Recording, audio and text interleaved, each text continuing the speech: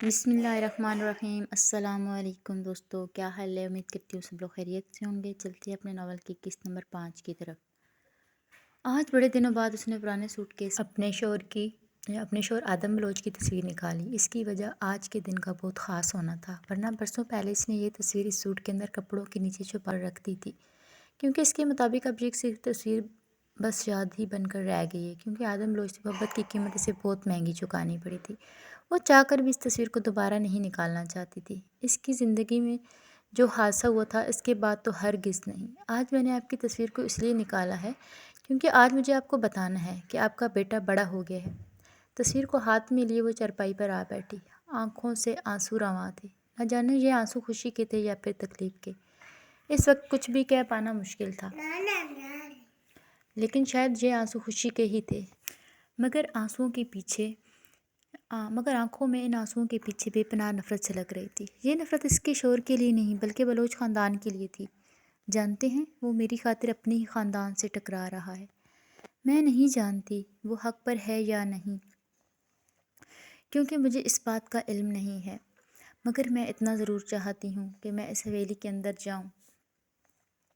اپنے دل کی خواہش ظاہر کرتی ہوئی اس کے چہرے کے تاثرات پتھریلے ہو چکے تھے۔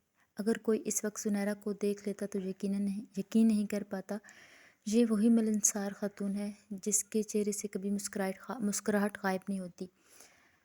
اس حویلی والوں سے مجھے کوئی دشمنی نہیں ہے، جب تک وہ اس دکھ میں تھے کہ ان کا بیٹا مر گیا ہے، لیکن اب مجھے وہاں کے ایک ایک مکین سے نفرت ہے۔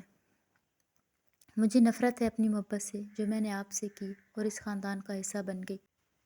آدم بلوچ کی تصویر پر اس کی پکڑ حد درجہ سخت ہو گئی۔ اگر مجھے پتہ ہوتا میری محبت مجھے ایسے دلدل میں لے جائے گی تو میں زندگی میں محبت کرنے سے پہلے توبہ کرتی۔ میں ساری زندگی کنواری رہنا پسند کرتی، مگر کبھی محبت نہ کرتی۔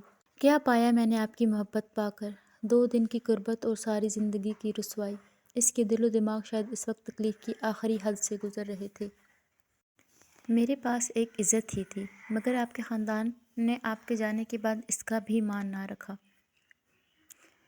ضبط کے مارے اس نے آنکھیں بھینچیں تو دماغ کے پردوں پر کئی ایسے مناظر گھوم گئے جو روح کو گھائل کر دینے کی صلاحیت رکھتے تھے، جس میں خالد بلوچ نے اس کے ساتھ۔ اس سے آگے وہ سوچنا نہیں چاہتی تھی۔ تصویر کو ایک طرف پھینک کر وہ کھڑکی میں آ کھڑی ہو گئی۔ میں دعا کروں گی آج میرا بیٹا کیس جیت جائے۔ اگر وہ کیس نہیں جیت پاتا تب بھی خالد بلوچ کی موت میرے ہاتھوں لکھی ہے۔ میں اس انسان کو مار دوں گی، چاہے پھر اس کے بعد مجھے خود موت کی گھاٹ اترنا پڑے۔ وہ انسان زندہ رہنے کے قابل نہیں ہے، التمش گر نہیں تھا۔ آج کل نہ جانے راتوں کو اٹھ کر کہاں چلا جاتا تھا۔ سوچوں کے مناظر ماضی میں گھومنے نکل گئے۔ اسے آج بھی وہ دن یاد تھا جب 10 سالہ التمش کو اسکول بھیج کر وہ گھر کے کام کاج سے فارغ ہو کر کتاب پڑھنے میں مصروف تھی۔ دن کے 12 بج رہے تھے جب خالد بلوچ اس کے نیکسی میں آ دھمکا۔ اسے لگا شاید کسی کام سے آیا ہوگا، مگر اس کے ارادے تو کچھ الگ ہی تھے۔ اور زنیرا کیسی ہو؟ بنا بولے ہی وہ اس کی برابر چارپائی پر آ بیٹھا۔ سر پر دوپٹہ لے کر وہ کھڑی ہو گئی۔ بھائی آپ کو کوئی کام تھا؟ کھڑے کیوں ہو گئی ہو؟ آؤ ہمارے پاس بیٹھو۔ جی۔ وہ دوسری چارپائی پر بیٹھ گئی۔ ارے وہاں نہیں، ہمارے پاس بیٹھو۔ نہیں، میں یہیں ٹھیک ہوں۔ آپ کسی کام سے آئے تھے؟ اس نے اپنا سوال دہرایا۔ آپ کی تنہائی بانٹنے آیا ہوں۔ بھائی کو گئے 11 سال ہو گئے ہیں، آپ کو یہ تنہائی کاٹنے کو نہیں دوڑتی؟ وہ اس کے دل کا سراپے کو بغور دیکھنے لگے۔ نہیں، ایسی کوئی بات نہیں ہے، میرے پاس التمش ہے تو مجھے کسی تنہائی کا احساس نہیں۔ پھر بھی یوں بھری زبانی میں آپ کا یہ خوبصورت بدن کسی کی قربت کے لیے۔ وہ آگے بھی بولتا مگر زنیرا نے اس کی بات کو درمیان میں ہی کاٹ دیا۔ بھائی صاحب اپنی حد میں رہ کر بات کریں، بولے مت۔ آپ کے مرحوم بھائی کی بیوی ہوں۔ مرحوم بھائی ہے نا؟ اب وہ زندہ نہیں ہے تو مجھے اپنا محبوب بنا لو، عیش کرو گی۔ آپ ابھی اسی وقت یہاں سے نکل جائیں۔ آخرکار اسے ہر لحاظ ایک طرف رکھنا پڑا۔ خالد بلوچ کی انا پر وار ہوا تھا۔ وہ اٹھ کر انیکسی کے دروازے تک آیا۔ زنیرا بھی دروازہ بند کرنے کی غرض سے آگے بڑھی، لیکن خالد نے یکدم اس پر حملہ کر کے زنیرا کو چارپائی پر گرا دیا۔ خود یکدم اس کے اوپر آ کر اگلے ہی پل اس کے دوپٹے کو سینے سے کھینچا۔ چھوڑے مجھے، کوئی بچاؤ! اس سے آگے اس کے الفاظ منہ میں ہی گم ہو گئے۔ خالد نے اسی کا دوپٹہ منہ میں ٹھونس کر اس کا منہ بند کر دیا اور فرش پر پڑی ایک ٹوٹی تار کے ٹکڑے سے اس کے ہاتھوں کو باندھ کر وہ اٹھ کھڑا ہوا۔ بھابھی جی، اگر پیار سے مان جاتی تو یوں زبردستی نہ کرنی پڑتی۔ آپ تو ہیں بھی شادی شدہ، چند پل ایک ساتھ گزار لیتے تو بھلا کس کو پتہ چلنا تھا؟ نہ تو میں کسی کو بتاتا اور نہ آپ کو، یوں بھری جوانی ضائع کرنی پڑتی۔ وہ ہنس رہا تھا۔ زنیرہ نفی میں سر ہلا کر اسے ہر عمل سے باز رکھنے کی کوشش کر رہی تھی، لیکن خالد بلوچ کے سر پر شیطان سوار ہو چکا تھا۔ وہ للچائی نظروں سے اس کے حسین وجود کو دیکھ رہا تھا۔ جیسے ہی وہ اس کی طرف بڑھا تو زنیرہ نے لات مار کر اسے خود سے دور کر دیا۔ سالی! اس کے لیے غلط الفاظوں کا استعمال کر کے خالد بلوچ نے گھر میں ہی ایک بڑا کپڑا اٹھایا اور زنیرہ کے پیروں کو ایک دوسرے سے دور کر کے دائیں بائیں چارپائی پر باندھ دیا۔ آج تم نے میری غیرت کو للکارا ہے، اب میں تمہیں کہیں منہ دکھانے لائق نہیں چھوڑوں گا۔ اس کی قمیض کو اوپر اٹھا کر وہ ان بڑے بڑے ابھاروں کو مٹھیوں میں دبوچ کر مسلنے لگا۔ ذرا میں بھی تو یہ ذائقہ چکھ کر دیکھوں جس کے پیچھے میرا بھائی خاندان سے ٹکرا گیا۔ وہ اس کے ابھاروں کو منہ میں لے کر چوسنے لگا۔ زنیرہ خود کو آزاد کروانے کی مکمل جان توڑ کوشش کر رہی تھی، مگر اس کے ہاتھوں پیروں کو اس قدر سختی سے باندھ دیا گیا تھا کہ وہ چاہ کر بھی اپنی مدد نہیں کر سکی۔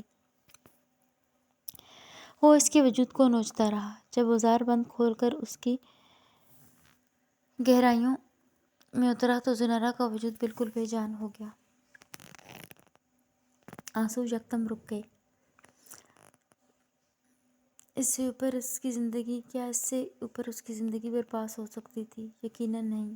خالد بلوچ کے دمدار جھٹکے پوری چارپائی کو ہلا رہے تھے، مگر زنیرہ بے حس و حرکت لیٹی تھی۔ کیا ہوا؟ اب شور نہیں کرنا؟ مزہ آنے لگا ہے کیا؟ پہلے ہی مان جاتی اور اتنا ڈرامہ نہ کرتی تو دونوں کو برابر کا مزہ آتا۔ اسے وقفے سے دوبارہ استعمال کر کے وہ زنیرہ کے ہاتھ پاؤں کھولتا اپنے کپڑے پہننے لگا۔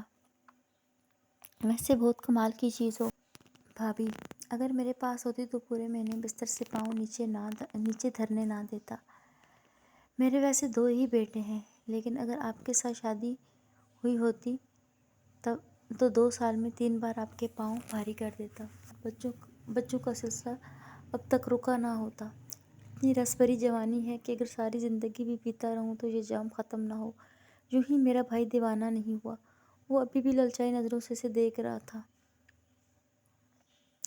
جانے کا دل نہیں کر رہا، مگر جانا پڑے گا۔ وہ چت لیٹی زنیرہ کی گہرائیوں کو دیکھنے لگا جو اس کی وجہ سے سرخ ہو چکی تھی۔ اپنی جوانی کا خاص خیال رکھا کریں بھابھی، ایسا بدن سب کو نصیب نہیں ہوتا۔ اس کی نازک جگہ پر ہاتھ پھیر کر اپنے بدن پہ مسلتا ہوا گہری سانس لینے لگا۔ اب آنا جانا لگا رہے گا بھابھی جی، وہ خباثت سے کہتا وہاں سے چلا گیا، اور زنیرہ چھت کی طرف دیکھتی ہوئی صرف خدا سے مخاطب تھی۔ ایسی زندگی سے تو موت بھلی تھی، کاش عدم کی جگہ گولیاں مجھے لگی ہوتی۔ اسے اب انصاف چاہیے تھا۔ وہ خادم بلوچ کے آنے کا انتظار کر رہی تھی، کیونکہ وہ شہر سے باہر گیا تھا۔ اگر وہ انصاف نہیں کرے گا تو غفور بلوچ کا وکیل جو ہر مہینے آ کر پیسے دے جاتا تھا وہ اس سے بات کرے گی، مگر خالد بلوچ کو اس کے انجام تک پہنچا کر ہی دم لے گی۔ 2 ہفتے بعد وہ دوبارہ اس کے پاس آ گیا۔ آج پھر اس کے وہی ارادے تھے جو اس دن تھے۔ خبردار جو تم آج میرے پاس آئے، میں تمہارا سر پھاڑ دوں گی، یا تو میں مر جاؤں گی یا پھر تمہیں مار دوں گی۔ زنیرہ کے ہاتھ میں اس وقت چھری تھی۔ ارے بھابھی، آپ نے پھر اس دن والا ڈرامہ شروع کر دیا۔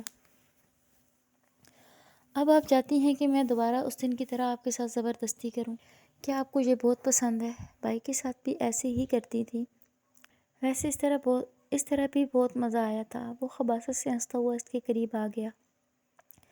میں کہہ رہی ہوں دور رہو، ایک بار آپ کو چکھ لیا ہے، اب دوبارہ دور نہیں رہا جائے گا۔ وہ لبوں پر زبان پھیرتے آگے بڑھنے لگا۔ زنیرہ نے چھری سے خالد بلوچ کے بازو پر وار کیا۔ ایک بار پھر آپ نے مجھے غصہ دلوا دیا۔ وہ سرخ آنکھوں سے دوبارہ اس کی طرف بڑھا اور ایک سناٹے دار تھپڑ زنیرہ کے منہ پر دے مارا۔ وہ پل بھر میں زمین بوس ہو گئی۔ چھری ہاتھ سے چھڑوا کر ایک طرف پھینک کر وہ زمین پر ہی اس کے ساتھ زبردستی شروع کرنا ہو گیا۔ لیکن اس بار التمش آ گیا۔ اس نے آج اسکول سے چھٹی کی تھی۔ ہاتھ میں بیٹ بال تھی۔ اپنی ماں کے ساتھ خالد بلوچ کو زبردستی کرتے دیکھ اس کا دماغ گھوم گیا۔ حالانکہ وہ 10 سال کا تھا مگر اس میں غصے کی کمی نہیں تھی۔ اپنے ہاتھ میں پکڑا بیٹ گھما کر خالد بلوچ کی کمر پر دے مارا۔ وہ درد کے مارے بلبلا اٹھا۔ اپنی حالت درست کرتی زنیرہ نے التمش کے ہاتھ سے بیٹ لیا اور خالد بلوچ کو مارتی ہوئی حویلی کے آنگن میں لے آئی۔ خادم بلوچ جو 2 گھنٹے پہلے ہی شہر سے واپس آیا تھا، گھر میں ایسا تماشا دیکھ کر دنگ رہ گیا۔ اے لڑکی، یہ تم کیا کر رہی ہو؟ خادم بلوچ کا دماغ گھوم گیا۔ یہ تو آپ اپنے بھائی سے پوچھیں، اس نے اپنی بیوہ بھابھی کے ساتھ زبردستی کی ہے اور آج دوبارہ یہ میری عزت کے ساتھ کھیلنے آ گیا۔ آپ لوگ پورے گاؤں میں کا انصاف کرتے ہیں تو آج اپنے گھر میں بھی انصاف کریں۔ اس انسان کی کیا سزا ہے؟ میری عزت ٹوٹنے پر آپ اسے کیا سزا دیں گے؟ اسے موت کی گھاٹ اتار دیں، یہ انسان کہلانے کے قابل نہیں۔ وہ روتی ہوئی پوری حویلی میں چیخ چیخ کر انصاف مانگ رہی تھی۔ یہ میں کیا سن رہا ہوں خالد؟ خادم نے غصے سے اس کی جانب دیکھا۔ خالد بلوچ نے جب اپنے گلے میں ساری فلم آتی تو اپنی حرکت پر شرمندہ ہونے کے بجائے الٹا الزام زنیرہ پر ہی ڈال دیا۔ یہ جھوٹ بول رہی ہے بھائی، میں نے ایسا کچھ نہیں کیا، بلکہ 2 ہفتے پہلے یہی مجھے اپنے پاس بلا کر لے گئی تھی۔ کہنے لگی کہ تمہارا بڑا بھائی آج گھر پر نہیں ہے، آج ہم دونوں ایک دوسرے کے ساتھ سو لیتے ہیں۔ اسے اس کی جوانی کاٹ کھانے کو دوڑ رہی ہے اور باہر کا کوئی سہارا اس کے پاس موجود نہیں ہے۔ گھر کا بندہ سمجھ کر یہ مجھ پر ڈورے ڈال رہی تھی اور یہ آج سے نہیں بہت وقت پہلے سے ہو رہا ہے۔ مجھے اپنی طرف مائل کرنے کے 1000 ہیلے کرتی ہے۔ اس دن زبردستی اس نے مجھ سے وہ سب کروایا، مجھے رجھایا۔ خالد بلوچ نے جب اپنا مدعا سامنے رکھا تو خادم بلوچ نے کھا جانے والی نظروں سے زنیرہ کی طرف دیکھا جس کے پاؤں تلے سے زمین ہی نکل گئی تھی۔ یہ جھوٹ بول رہا ہے، میں نے ایسا کچھ نہیں کہا اسے، اس کی غلط ارادے ہیں، یہ غلط ہے، تم میرے بھائی کو غلط بول رہی ہو۔ خادم بلوچ اس کی طرف کڑوے تیور لیے۔ میرا بھائی بالکل سچ بول رہا ہے، اگر جو کوئی جھوٹ بول رہا ہے تو وہ تم ہو۔ خادم بلوچ عین اس کے مقابل آ گیا۔ تم نے میرے بڑے بھائی کو بھی اپنے حسن کے جال میں پھنسایا، پھر اس خاندان میں داخل ہوئی۔ اب اس سے پہلے میں تمہارا حشر نشر کروا دوں، اپنی شکل لے کر یہاں سے چلی جاؤ اور اپنے اس بیٹے کو بھی یہاں سے لے کر جانا۔ پتہ نہیں یہ میرے بھائی کا خون ہے بھی یا پھر تمہارے ہی کسی گناہ کا نتیجہ ہے۔ ہاں ہاں، یہاں سے چلی جاؤ، تمہارے جیسی عورت ہمارے خاندان کے لائق ہی نہیں ہے۔ تمہاری پرچھائی بھی ہماری نیک بیویوں اور بچوں پر نہیں پڑنی چاہیے۔ خالد بھی اس کے سر پر چڑھ آیا۔ وہاں کی عورتیں بھی اسے گندی نظروں سے دیکھ رہی تھیں۔ وہ روتی ہوئی لڑکھڑاتے قدموں سے چند قدم پیچھے ہٹی۔ یہ غلط ہے، تو تم لوگ میرے ساتھ غلط کر رہے ہو۔ میں کورٹ میں جاؤں گی، انصاف مانگوں گی۔ اس کی دھمکی پر خالد بلوچ ہنس دیا۔ تمہاری دھمکی کا کچھ نہیں ہوگا، کورٹ کچہری سب ہمارے اشاروں پر ناچتے ہیں، چاہو تو کیس کر کے دیکھ لو، ہم تمہیں کورٹ میں بھی غلط پروف کر دیں گے کیونکہ تم غلط ہو۔ خالد بلوچ کی آنکھوں میں اس کے لیے واضح چیلنج تھا۔ اگر میرا بھائی غلطی پر بھی ہوا تب بھی ہم تمہیں کبھی جیتنے نہیں دیں گے۔ تمہیں کون کہہ رہا ہے کہ اس حویلی کے اندر رہو؟ جاؤ، یہاں سے نکل جاؤ۔ جب یوں مردوں کے سامنے دعوت نظارہ بن کر گھومو گی تو مردوں کا ایمان تو ڈگمگائے گا ہی۔ خادم بلوچ کی باتوں نے اس کی روح تک کو زخمی کر دیا۔ وہ تو پہلے ہی اپنی عزت کے ساتھ کھلواڑ کروا کے بیٹھی تھی۔ نہ جانے کون سی گھڑی میں اس نے خادم بلوچ سے انصاف کی امید لگا لی تھی، جانتے ہوئے بھی کہ یہ پورا خاندان اس سے نفرت کرتا ہے۔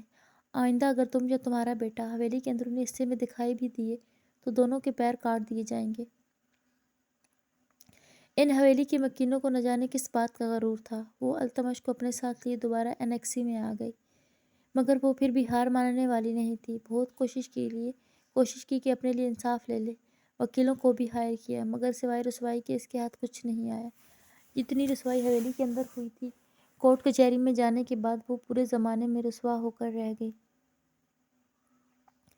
بعض اوقات اس کے دماغ میں یہ بھی آتا کہ وہ اپنی زندگی ہی ختم کر لے، لیکن وہ یہ بھی نہیں کر سکتی تھی۔ اس کے ساتھ ایک ننھی جان جڑی تھی۔ اس کی زندگی کا یہ پہلا دن تھا جب اس نے اپنے سسر کی بات کو سیریس لیا۔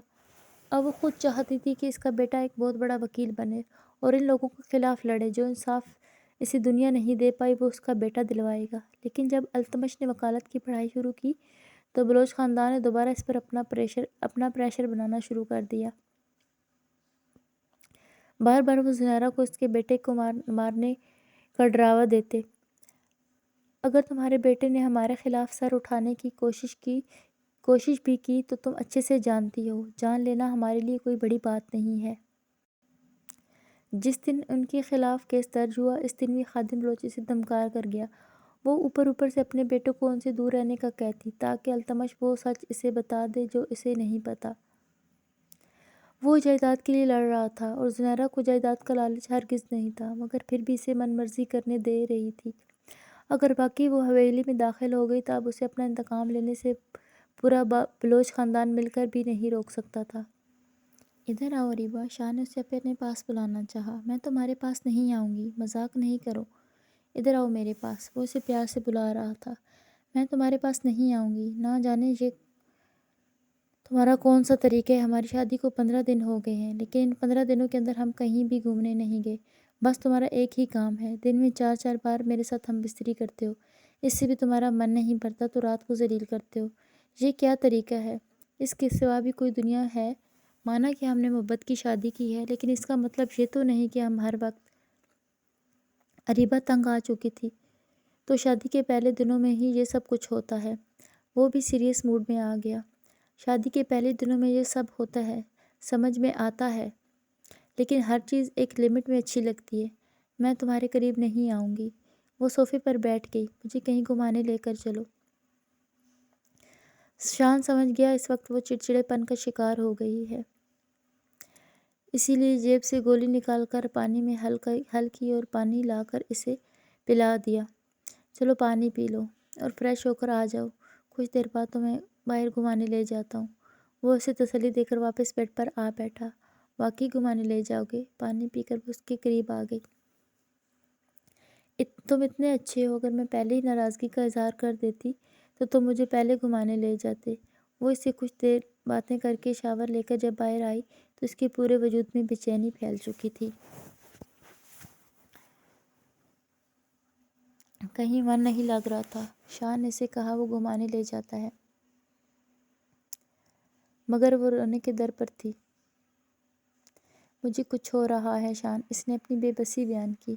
کیا ہو رہا ہے؟ وہ جانتا تھا اسے کیا ہو رہا ہے لیکن پھر بھی سوال کر رہا تھا۔ وہ اپنے کپڑے اتارنے لگی۔ میرا من کر رہا ہے کہ میں آپ کے ساتھ ہم بستری کروں۔ وہ کپڑے اتار کر اس کے قریب آ گئی۔ میں تو پہلے ہی کہہ رہا تھا، پلیز بستر پر چلتے ہیں شان۔ وہ اپنی حالت کی پرواہ کیے بغیر اس کے ساتھ آ لگی۔ چلو ٹھیک ہے۔ وہ اسے لے کر بیڈ پر آ گیا۔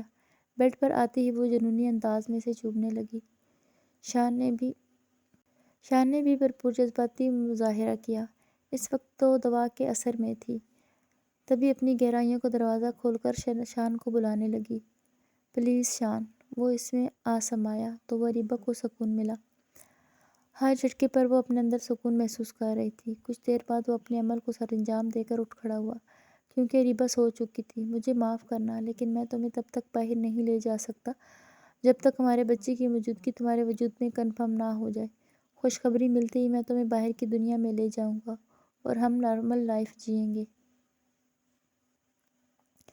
جیسے اس کی نیند کھلی وہ دوبارہ شان کو اپنے پاس بلا رہی تھی۔ وہ خاموشی سے اس کے قریب چلا گیا۔ دوا کا اثر اس کے وجود پر کافی دیر اثر انداز رہتا تھا تو شان کو اگلے دن تک فکر کرنے کی ضرورت نہیں تھی۔ مبشر اور شبانہ کی شادی کو 2 ہفتے ہو چکے تھے۔ ان 2 ہفتوں کے اندر وہ ایک بار بھی مبشر کے سامنے نہیں گئی۔ اس وقت بھی وہ اپنے کمرے میں بیٹھی اپنے دوپٹے پر کچھ کام کر رہی تھی۔ کوئی دروازہ کھول کر اس کے کمرے میں داخل ہوا۔ وہ حیرت سے مبشر کو دیکھنے لگی۔ وہ نشے کی حالت میں بھی نہیں لگ رہا تھا، پھر اس کے کمرے میں کیوں آیا؟ ایسے کیا دیکھ رہی ہو بیکار عورت، جاؤ جا کر میرے سکون کا انتظام کرو، اٹھو۔ وہ اسے اٹھنے کا حکم دے کر خود بیڈ پر آ کر بیٹھ گیا۔ کیسے سکون کا انتظام؟ آپ کو یہاں نہیں آنا چاہیے تھا، وہ سخت لہجے میں گویا ہوئی۔ میرے سامنے زبان چلانے کی تمہاری ہمت کیسے ہوئی؟ سائڈ ٹیبل سے واز اٹھا کر اس نے نازلی کی طرف پھینکا۔ ایک دم دوسری طرف ہو جانے پر وہ واز دیوار سے جا لگا اور نازلی بچ گئی۔ اس نے حیرت سے نازلی کی ہمت کو داد دی۔ کچھ دن مجھ سے دور رہ کر تمہیں بہت ہمت اور اکڑ آ گئی ہے، ابھی تمہاری ساری اکڑ نکالتا ہوں۔ وہ اس کی طرف بڑھا اور بازو سے کھینچ کر نازلی کو بیڈ پر پھینک دیا اور خود اس کے اوپر گرنے لگا کہ نازلی نے دوسری طرف پلٹ کر خود کو اس کے نیچے آنے سے بچایا اور خود دوڑتی ہوئی آؤٹ ہاؤس سے نکل کر اپنے پرانے مبشر کے کمرے میں آ گئی، جہاں شبانہ کا اسے دیکھ کر حال تک کڑوا ہو گیا۔ تم یہاں پر کیا کر رہی ہو؟ میں یہاں پر مبشر کی وجہ سے آئی ہوں۔ وہ اس وقت میرے کمرے میں ہے۔ وہ چاہتے ہیں آج رات میں ان کے ساتھ گزاروں، اس لیے مجھے ان کے لیے تیار ہونا ہے، مگر یہاں پر میرے چند سوٹ رہ گئے ہیں تو انہیں ہی لینے آئی ہوں۔ وہ شبانہ کی معلومات میں اضافہ کر کے الماری کی طرف بڑھ گئی، لیکن شبانہ کے تو دماغ کا فیوز ہی اڑ گیا۔ مبشر اس کے ساتھ رات گزارے گا؟ وہ تن فن کرتی آؤٹ ہاؤس کی طرف بڑھ گئی۔ نازلی کے چہرے پر مسکراہٹ آ گئی۔ اب تمہیں کوئی نہیں بچا سکتا مبشر بلوچ، اب تم کچھ بھی کر لو، لیکن میں تمہیں اپنے جسم پر حق نہیں دوں گی، نہ ہی کبھی تمہیں اپنے قریب آنے دوں گی۔ تم نے جتنی میری تذلیل کی ہے اور میری خودداری کو ٹھیس پہنچائی ہے، اس کے بعد تو مجھے انگلی بھی لگاؤ، یہ میرا وجود برداشت نہیں کر سکتا۔